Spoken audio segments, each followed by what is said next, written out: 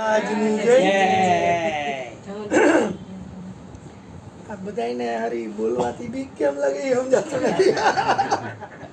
આ વિના સેલ નો રેડિયો એવું નથી થતું ને ક્યાંક. આજે આપણે વાત કરી, બધાએ ગોરધનભાઈ વાત કરી કે એકની ભક્તિ કરો. બાપુએ વાત કરી કે તમે પરમાત્મામાં સ્થિર થાવ. સદગુરુ તમને મળી જાય એનાથી નહીં, પણ સદગુરુ મળી ગયા પછી એની ઉપર હાલવાથી, એવા આચરણથી તમે એ જગ્યાએ પહોંચી શકો. ગુણુભાઈએ વાત કરી, બધો સત્સંગ ને બધું થાય છે, આવો અને જો થોડુંક ઉતરે જીવનમાં તો કામનું, બાકી તો કંઈ કામનું નહીં. તો આ એકની ભક્તિ કરવી કેમ? આજનો સત્સંગ આમ જોયું ને તો બાપુએ કર્યો ને એમાંથી થોડોક ખીલી ગયો, થોડોક ગોરધનભાઈમાંથી. એકની ભક્તિ કરવી કેમ? સ્વનું ભજન કેમ કરવું? તમે અત્યારે કોણ છો એ તમને સમજાઈ જાય ખરેખર કે ન સમજાઈ જાય? કે આખી એટલે હું હોય એમ, કે તમે તમારા શરીરને તમે માનતા હોય? જેમ કે અત્યારે આપણે આમ જોઈએ તો ગુણુભાઈને જોઈએ તો ગુણુભાઈના શરીર ઉપરથી જ આપણને ખબર પડે કે આ ગુણુભાઈ છે. ગુણુભાઈના મોઢા ઉપર આમ રૂમાલ બાંધી દેવામાં જ ખબર ન પડે આપણને, કારણ કે આપણી જેવી દ્રષ્ટિ એવી સૃષ્ટિ એના જેવું હોય, એટલે આપણી દ્રષ્ટિમાં મેચ હોય ગુણુભાઈ, એટલે એવી રીતનું થાય. પણ તમારી જો દ્રષ્ટિ ફરી જાય તો પછી ગુણુભાઈની મોઢા ઉપર રૂમાલ બાંધ્યો હોય તો શું ફેર પડે? કારણ કે ગુણુભાઈમાં એ છે અને બીજો કઈ ઊભો હોય તો એમાં એ છે. તમે એને ગુણુભાઈ કહી શકો ને ગુણુભાઈ બીજું નામ કહી શકો, એવું થઈ જાય તમારે.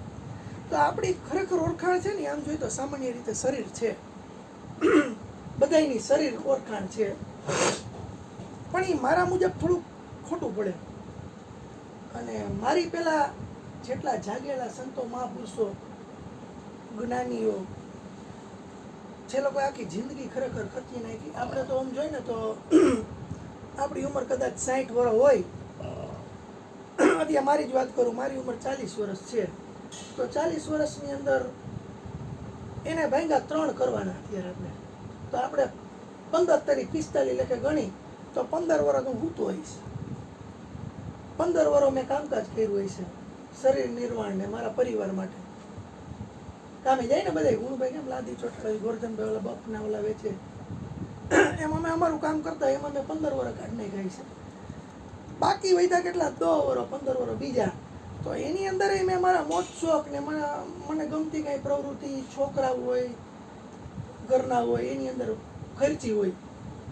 તો આમ જોઈએ ને તો સત્સંગની અંદર તો ટાઈમ કેવડો દેવાનો હોય, પરમાત્માની ભૂખમાં કેવડો દેવાનો હોય, એનો જો હિસાબ આવે ને તો પછી દિવસોમાં ન હોય, કલાકોમાં આવે. કે અમુક કલાક જ ખાલી હું રહ્યો હોય કેમાં? ભજનમાં. અને બાકી બધા એમાં કેમાં રહ્યો હોય તો કે મનોરંજનમાં રહ્યો હોય. મનોરંજનમાં જાજો રહ્યો હોય, મનોભંજનની અંદર ખાલી કલાકોમાં રહ્યો હોય. તો આ સંતો મહાપુરુષો રહ્યા ને એનું જીવન રહ્યું ને, આમ જોઈએ ને આપણે તો મારું હુવામાં અને કામ કરવામાં જેટલું ગયું હોય ને એટલું એનું ભજનમાં ગયું હોય, અને મારું ભજનમાં જેટલું ગયું એટલું એનું હુવામાં ગયું હોય, ઓપોઝિટ થઈ જાય સીધું. તો એવા લોકોએ એના અભ્યાસ દ્વારા, એના જીવનના અનુભવ દ્વારા, એને એની સ્મૃતિ દ્વારા, એનું અંદરનો એક ભાવ દ્વારા, એને આપણે કેમ બજાર જોઈને ધંધો સમજી જાય એમ એ લોકો રહ્યા ને, આ બધી આખી બાજી જોઈને પરમાત્માને સમજી જાય. એવી રીતના એ લોકોએ એક સાર કાઢ્યો અને એને એમ કીધું કે શરીર તું નથી, શરીર છે ને એ તું નથી. અને એ અમુક મેં તર્ક લગાડ્યા ને તો એનાથી સાચું પડે છે. કઈ રીતના? આપણને ભૂખ લાગે અત્યારે, તો આપણે ઘરે જઈને આપણી ઘરવાળીને કે આપણા મમ્મીને કહી કે મારે જમવું હોય, મને ભૂખ લાગી છે. પણ એ ખોટું છે. કઈ રીતના ખોટું છે? કે તમે એમ કહો છો કે મને ભૂખ લાગી છે, જો તમને ભૂખ લાગી હોય અને તમે જ ભૂખ હોય, તમે જ સ્મરણ કરતા હોય, તમને જ જે ખબર પડતી હોય ભૂખની, તો તમે રહ્યા ને એ ભૂખ જ છો એક જાતની. તો ભૂખ કઈ રીતના કહે મને ભૂખ લાગી છે? તમારા શરીરને ભૂખ લાગી છે એમ એક અંદરથી એક અવાજ નીકળો. એ અવાજ રહ્યો ને જી એ અલગ છે. કારણ કે જો ભૂખને જ ભૂખ લાગે તો ભૂખ તો કઈ ન હોગે. શરીરને ભૂખ લાગે તો શરીર રહ્યો એ બોલી ન હોગે. કારણ કે બે વસ્તુ ભેગી હોય એ તો કઈ ન હોગે. તમે નદી કાંઠે બેઠા હોય, ભીંજાણા ન હોય, કાંઠે બેઠા છો, તો તમે કયા કહો કે નદી હાલી જાય છે, એની માથે તરંગ થાય છે, એની અંદર એક હોડકી હાલી જાય છે, એમાં માછલીઓ ઉડાકૂટ કરે છે, એ બધું તમે કઈ કહો તમે નદીની બહાર છો. તો તમે જ પાણી હોય તો તમે એ વસ્તુ જુદી પાડી શકશો?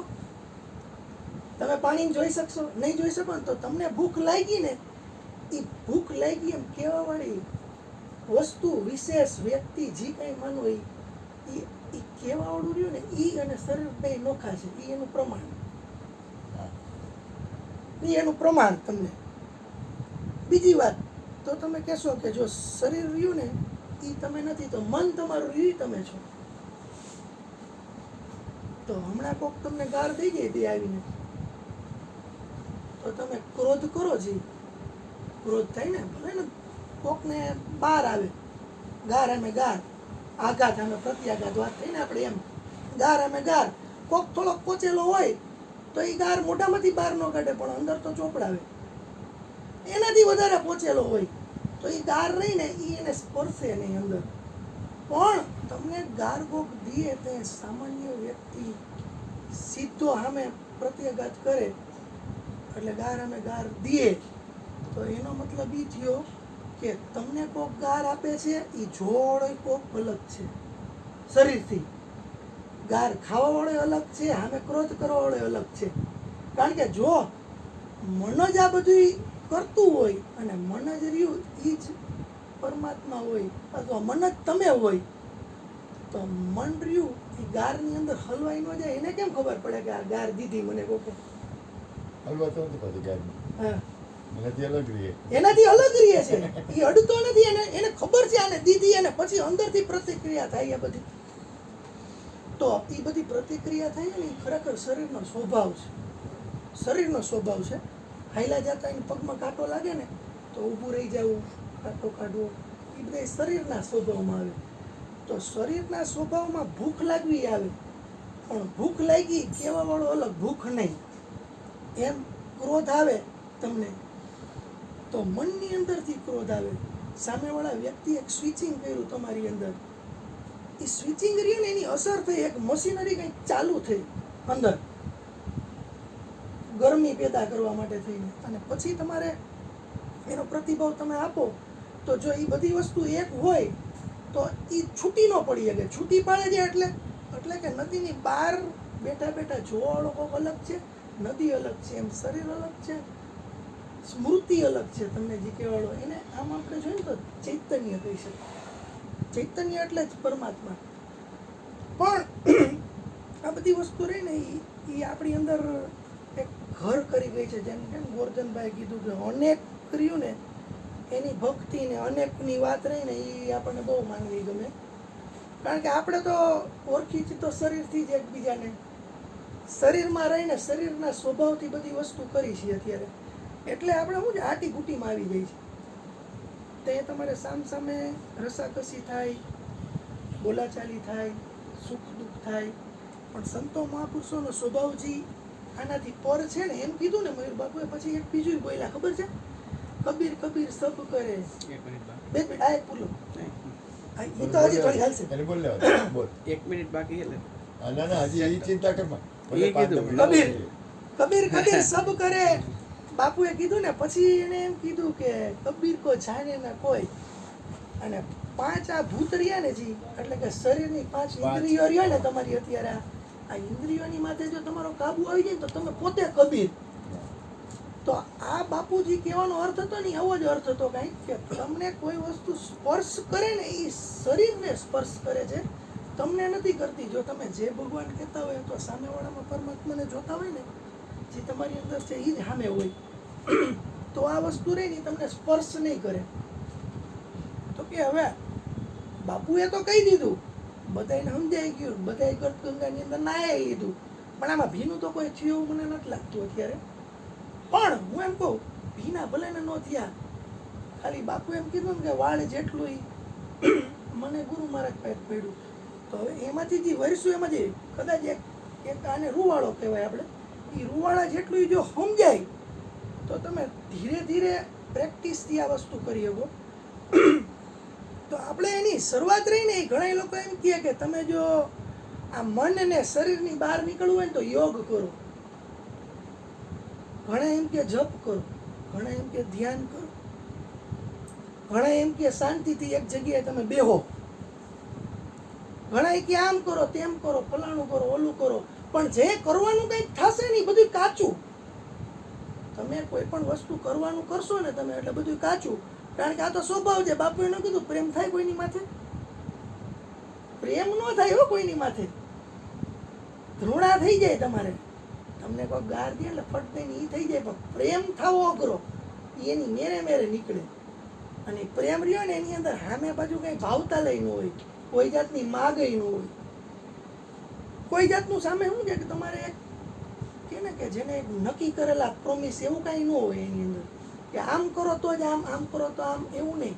પ્રેમ વસ્તુ એવી છે કે ઈ પ્રેમ એટલે પ્રેમ, પછી એની અંદર સામેથી કાંઈ મળે તોય ભલે ને ન મળે તોય ભલે, બસ એવી રીતના. તો આવો તમારી અંદર એમનેમ જાગે નહીં, કાંઈક તો કરવું પડે ને જગાડવા માટે થઈને. તો આ બધાએ રસ્તા બતાવ્યા, જ્ઞાની પુરુષો જ છે બધાય, અને બધાયથી પહોંચી શકો, બધી નદીઓ જ છે. હું નથી કહેતો યોગથી ન પહોંચી શકો, તમને જે મજા આવે જેને જે જમવાનું ભાવતું હોય એ ડીશ લેવાની. આપણે તો એ લગ્ન પ્રસંગમાં બધું જમવાનું રાખ્યું છે. પંજાબી ભાવે પંજાબી લેજો, જેને સાઉથનું ભાવે એ સાઉથ લ્યો, ગુજરાતી ભાવે એ ગુજરાતી લ્યો, મરાઠી ભાવે મરાઠી લ્યો. બધાના નામ લઈએ તો બહુ જાજુ થઈ જાય, પણ જે મજા આવે. એટલે મારો કહેવાનો મતલબ એ છે કે મારા શબ્દ મુખમાંથી નીકળે છે ને એ તમારા હૃદયની ડિક્શનરી, તમારી અંદર ભૂતકાળની એક ડિક્શનરી આખી છે સ્ટોર થયેલી. એ ડિક્શનરી અને ઈ લાઇબ્રેરીમાં મેચ જો થઈ જાય મારું વાક્ય, તો ઈ વાક્યને તમે તમારી ભેગું મેચ કરજો એમ. કારણ કે એ તમારો ભાવતો ખોરાક થઈ ગયો ને, આમ જોઈએ તો ભાવતો ખોરાક થઈ ગયો.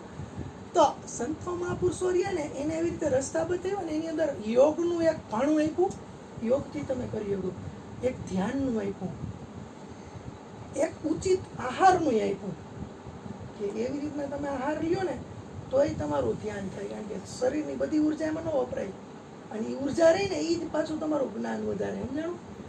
એવી રીતના પછી અમુકે મંત્ર આપ્યા, અમુકે જપ આપ્યા, આવી રીતના બધું આપ્યું બધાએ. પણ થોડોક ટાઈમ પહેલા અરુણ બાપુએ વાત કરી હતી અષ્ટાવક્રની. અષ્ટાવક્ર એ જનક મહારાજને ગુરુ, 8 અંગે વાંકા, 8 અંગે વાંકા. અને મયુર બાપુએ વાત કરી હતી કે જેવા રાજમહેલની અંદર આમ આવ્યા ને, પહેલી વાર ઉંમર એની નાની, જનક રાજાની મોટી. જનક રાજા એટલે પહોંચેલી વ્યક્તિઓ. હવે ઈ જેવા આમ આવ્યા અને પગથિયા ચડવાના ચાલુ કર્યા ને તો આખી સભાએ દાંત કાઢ્યા કે આનું શરીર જોઈને આ શું જ્ઞાન આપશે. પણ જ્ઞાન માટે ખરેખર શરીર નથી જોવાનું.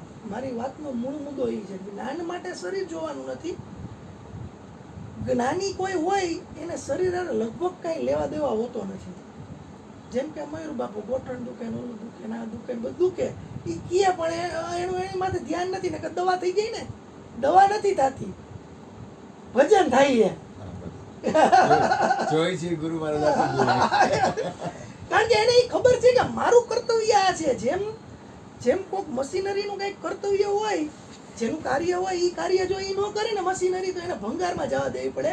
એમ બાપુને તો ખબર પડી ગઈ કે આ શરીરનું કાર્ય આ છે, એટલે બાપુ રહ્યા એ તો ગુરુ મહારાજ તો જાગેલા જ હોય ને, એને તો ખબર પડી જાય ને. એટલે એનું શરીર ઉપર હાવ ધ્યાન નથી. એટલે ઘણા જણા કે તમે બાપુ હાવ આમ કેમ આમ દવા નથી ખાતા, તો કે એ બધા એમાં અનિયમિત. પણ 40 વર્ષ થયા ભજન સત્સંગ ચાલુ દરરોજ, એમાં કોઈ દી ગેરહાજરી મારી નથી. દવા ન પીવી બાપા. અને આ ગુરુ પૂર્ણિમા થઈ ને તો કેટલો કેવડો છે કાંઈ કપડું એમાં બાકી રહી ગયું ને, તો બીજે દિવસે સવારે હજી થોડીક વાર ઉતો ને ત્યાં પાછા ઓલા આવી ગયા સુરતમાં. હા એમ એટલે તમે આમ જોઈ તો શરીરનો પૂરો જ્યુસ કાઢો છો, મને તો એવું લાગે છે. પછી સાંભળતો ખરી તો એ પૂરું થયું ને ત્યાં કે હાલો ને કે બપોરના થાક હો જયેશભાઈ કેવડો થાક વાત ચાલુ એટલે મને કે હવે બજારમાં બધી વસ્તુ ઉપદેશની લેવા જવી પડશે. અને બધા હાલો ઉપદેશની વસ્તુ લેવામાં મને હું કોઈ હરખું ન લે તો મને મજા ન આવે, વ્યવસ્થિત જો થોડુંક આમ વ્યવસ્થિત લાવું તો મને મજા આવે. બધા હાલો આપણે બે સ્કૂટર તમને આવડે તો કે આ કે ગાડી લઈ જાય કે ગાડી લઈને ગયા ને હાથ ચાલીને માંડ હાલું બધી વસ્તુ લઈ આવ્યા. પછી ના આવ્યો મને કે આ તારા કપડાં તો જો કંકુવાળા મેં કીધું હાલશે તો કે ના કે અમને નથી ગમતા. બોલો મને કાંઈ વાંધો નથી તો કે ના આવ્યો એટલે થોડોક ફ્રેશ થયો. તો 3-4 વાગે ઉપદેશ થયો, 9 વાગે ઉપદેશ એમનો પૂરો થયો. પછી પાછો 9:30-10 વાગ્યા ને પાછો સત્સંગ કરવો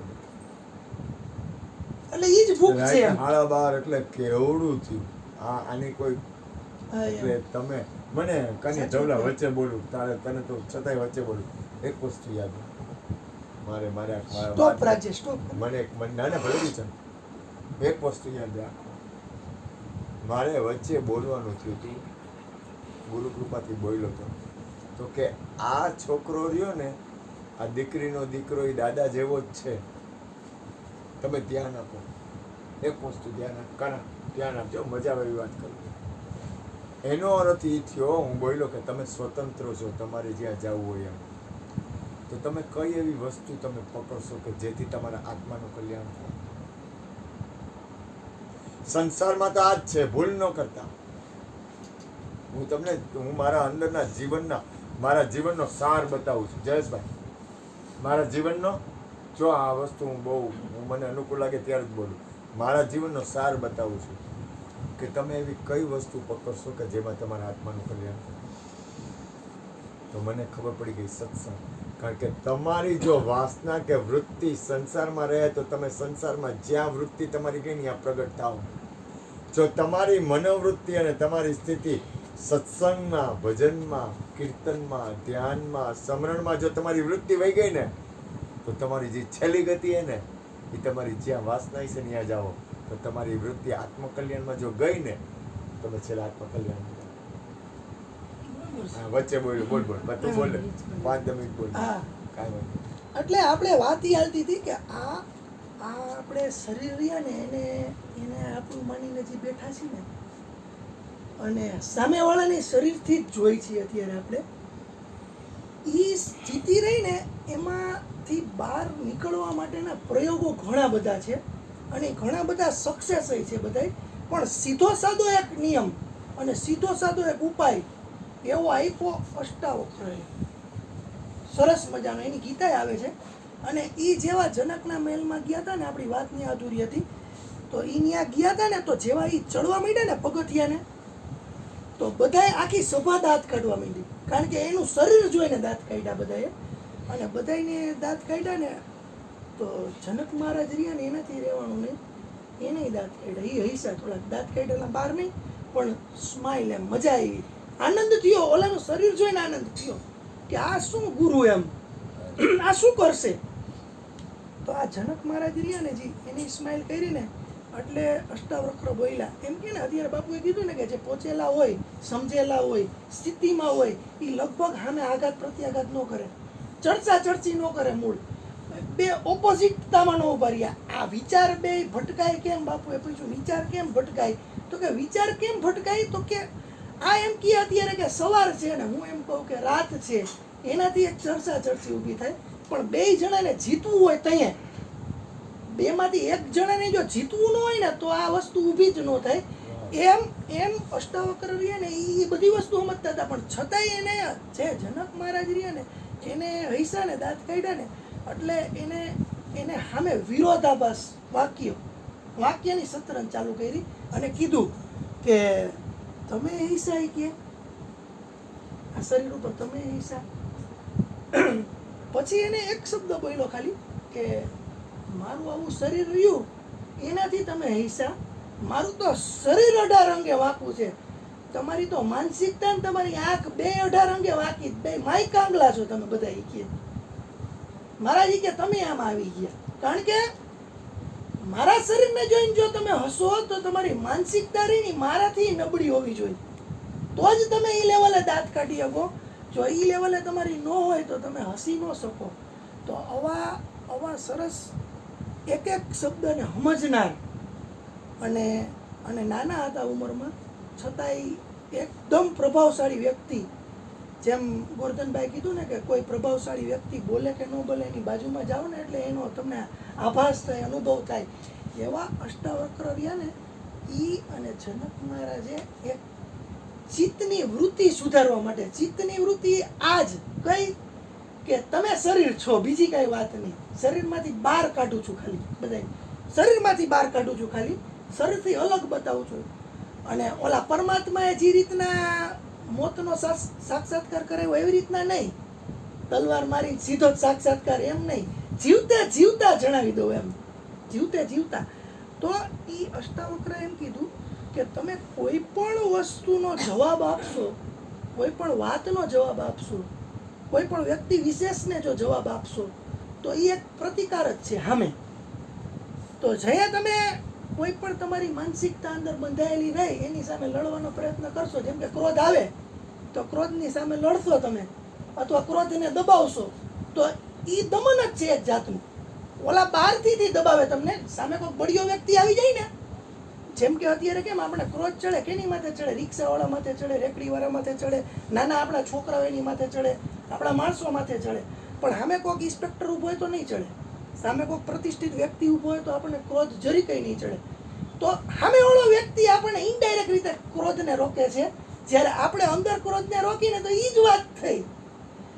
તે અષ્ટાવક્રએ એમ કીધું કે તમે કોઈ પણ વસ્તુને રોકવાની કોઈ ક્રિયા કરતા નહીં. તમારી અંદર કોઈ પણ વિચાર આવે, કોઈ પણ તમારી અંદર વાતાવરણ બને, તમારી અંદર કોઈ પ્રતિક્રિયા થાય તો જેમ થાય જેમ જો તમે દ્રષ્ટા થઈ જાઓ, તમે દ્રષ્ટા થઈ જાઓ, તમે સાક્ષી થઈ જાઓ. નદીનું ઉદાહરણ આપ્યું ને એમાં એ સાક્ષી જ હતો, બાજુમાં બેઠો તો એ. અને જ્યારે તમે ખાવાનાનું મન થાય ને તે તમને ભૂખ લાગી છે એમ કહેવા વાળો એ સાક્ષી છે, એને ભૂખ નથી લાગતી, એને ઓટકારી નથી આવતો, એને તૃપ્તિ કાંઈ કોઈ જાતની નથી થતી, શરીરને બધું થાય છે. સાક્ષી અલગ છે શરીરથી. ક્રોધ આવે તે ક્રોધની અંદર ઈ ભીંજાતોય નથી, ક્રોધના વરસાદના ફાયરિંગની અંદર ઈ ભીંજાતોય નથી, એટલે ઈ સાક્ષી છે. તો અષ્ટાવક્ર એમ કીધું કે જે તમારી અંદર કોઈ પ્રતિક્રિયા થાય તો એ શરીરનો સ્વભાવ છે, એ થવા દ્યો, તમે એનાથી અલગ થઈ જાઓ. જેવા તમે અલગ થઈને એની માથે જોશો ને એટલે એ ક્રોધ રહ્યો ને જી તમારી અંદર ઊભો થયો હોય ક્રોધ, કે તમારી અંદર કોઈ પણ જાતનો કોઈની પ્રત્યે દ્વેષ થાય, કોઈની પ્રત્યે ઘૃણા થાય, કોઈની પ્રત્યે આકર્ષણ થાય, કોઈની પ્રત્યે આસક્તિ જાગે, તમને કોઈ પણ વસ્તુ થાય, આનંદ થાય, હું તો કહું પ્રેમય થાય, તોય તમે જુઓ અલગ જ થઈને જુઓ તમે. તો તમે જે જોશો ને 10 મિનિટ ખાલી બાબુ, તમે જોશો ને 10 મિનિટ ખાલી જે તમે જોશો ને, ભલે થઈ ગયું. હવે એનો મૂળ સાર ખાલી એક બીજા ઉદાહરણ દ્વારા આપી દઉં, નકર નહીં સમજે, હજી એ મરી જશે. આ સત્સંગ દરરોજ મરે છે, મૂળ વાતી છે, સત્સંગ મરે છે. જેમ આત્મા અમર રહે છે ને એમ પછી જે આ અંદરનો સાર હોય ને એ અમર જ છે, પણ શબ્દ દરરોજ મરી જાય છે, સમજ્યા? એટલે એને આપણે જીવતા રાખવા માટે થોડુંક વધારે ડીપલી સમજાવવું પડે, એક એક વાતને 3-4 વાર બોલવી પડે. એકલો કેમ 9 વાર લખો તો ભૂઈટે જ રાખવો પડે, એમ કોઈ પણ શિક્ષક હોય નહીં બોલશે ને 2-3 વાર વાગોડે રાખે, જેથી કરીને કે જ્યાં પહોંચવાનું અહીંયા પહોંચી જાય. મૂળ વાત એ છે. તો દશરથ મહારાજને અષ્ટાવક્રએ એમ કીધું ને કે જનક મહારાજને અષ્ટાવક્રએ એમ કીધું ને કે તમે જોજો, જે પ્રતિક્રિયા થતી એને જોજો.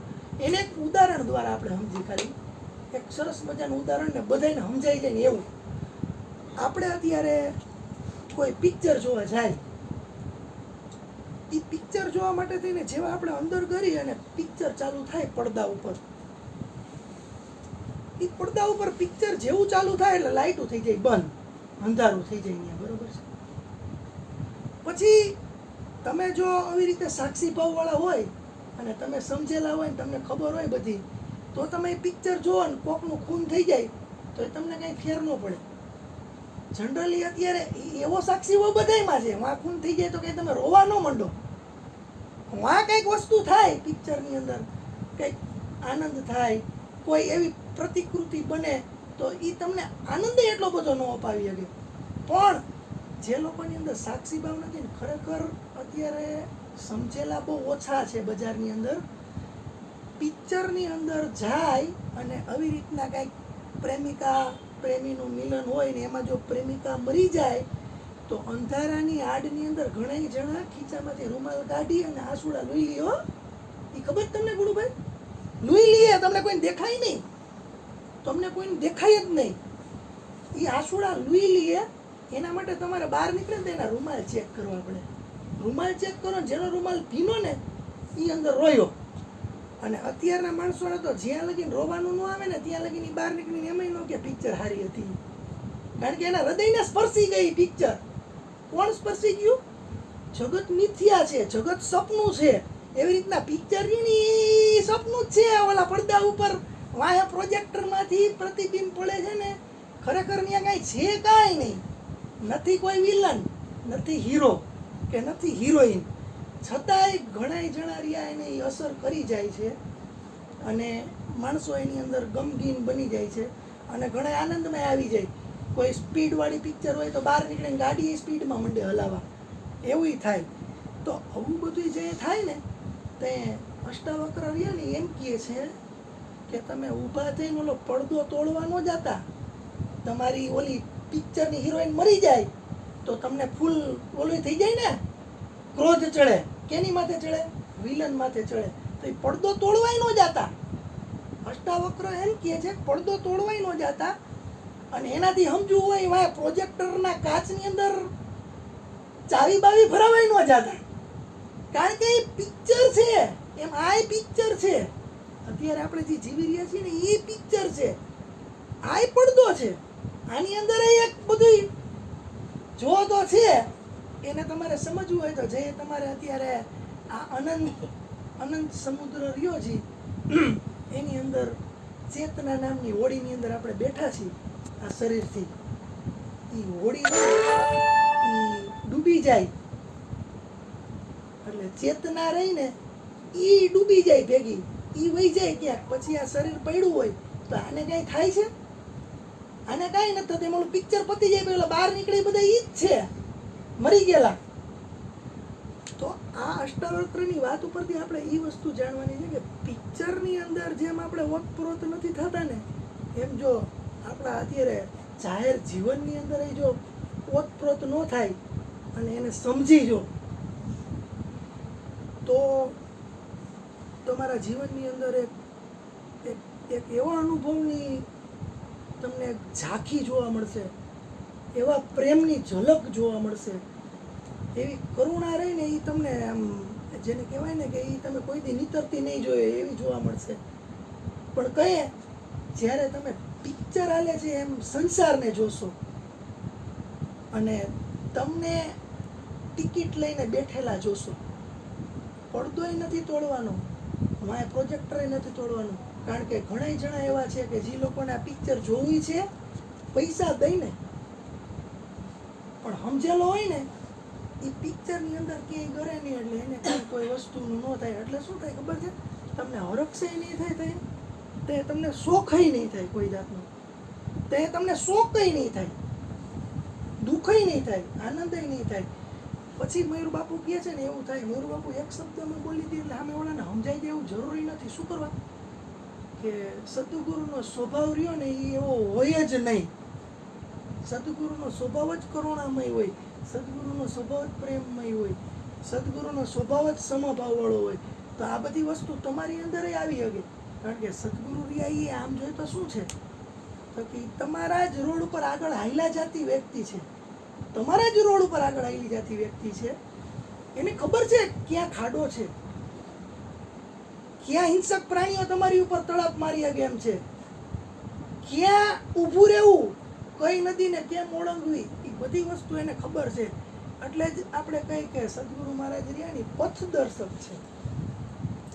અને જે આપણને આપણું કાંઈ સમજાતું ન હોય તો આ અરીસો વાંય રાખ્યો છે ને એનાથી તમે પોતે દેખાઈ જાવ, એ જ સદગુરુ. તો આવી રીતના તમે જો ધીરે ધીરે પ્રેક્ટિસ કરો ને તો નાની નાની વસ્તુમાંથી નાની નાની વસ્તુમાંથી તમારે છુટકારો મળતો જશે અને અને તમે જે છો ને એ આ શરીર નથી ને ત્યાંથી આની શરૂઆત થશે ભજનની. એટલે જ એક ઓલું પાનબાઈનું ભજન રહ્યું ને એમાં એને કીધું કે ચિત્તની વૃત્તિ જેની નિર્મળ એવા સંતોને જ તમે વર્જો. જેને મહારાજ થયા હોય મહેરબાન. એવાને જ તમે વર્જો. એટલે ચિત્તની વૃત્તિ નિર્મળ એટલે શું થઈ ગયું ખબર છે? ચિત્ત રહ્યું ને જે એની અંદર એકેય વસ્તુ સ્પર્શ નથી કરતી એટલી નિર્મળ. એક વાક્યની અંદર આમ જોઈએ ને તો આખો ઉપદેશ આવી જાય.